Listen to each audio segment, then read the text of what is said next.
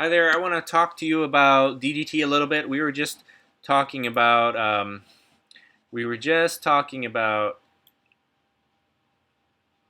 DDT in the presentation. I want to show you this website here. This is VectorBase, and what's going on with this is that it's a bioinformatics resource for invertebrate vectors of human pathogens. And so, when you search for DDT on this, most of the time you can look on this to see about vectors of human pathogens. So you can find out about malaria, Zika, West Nile virus, all of these other things that are carried around by mosquitoes. Um, and they do updates of related studies. But if you look down here and you search for DDT, it comes up in the population biology insecticide resistance. So DDT is actually, there's a lot of new studies on it, and if you look at these studies, they're all about how well it works to control malaria. This one is about how DDT, some mosquitoes are actually developing resistance to DDT. And this one is saying that it's still an effective tool to control some types of mosquitoes and malaria. So there is those issues there, and a lot of it is just used in India still, and that's somewhat you might not be aware of that, but we are still using DDT because of that health and well-being trade-off that you have to make.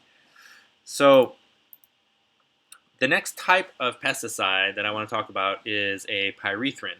So these are also derived from natural sources, and they have a great ability to paralyze and kill flying insects. These are from the chrysanthemum. So the chrysanthemum is a natural type of pesticide, but what has been done in industry over years is the chrysanthemum was synthesized in the lab, and you're making pyrethrins. So these are low concentrations of the active ingredients. They're used in the home, and but they're potentially the route of exposure could be inhalation, because you use it pretty often as pet shampoos, but also sprays. It's in treatments for lice applied directly to humans.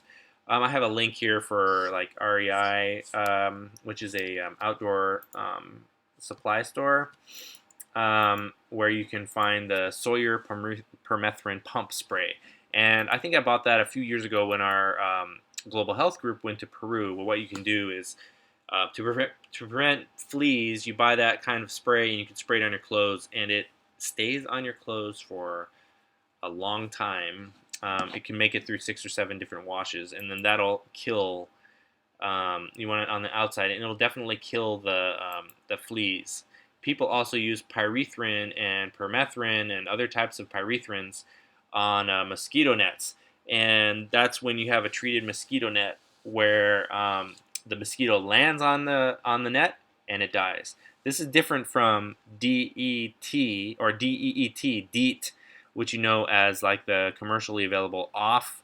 That's a different type of insecticide than pyrethrins. Pyrethrins are actually, it's a pest insecticide, so the insect will land on the mosquito net and die because it touches it, and it stays there for a long time. So it's very common. Let's move on from pyrethrins to herbicides. The famous one here is glyphosate, and that's Roundup by Monsanto. It's very effective at killing. It's a very effective defoliant herbicide. It's very commonly used, and I want to explore some data with you in the team-based learning activity about that.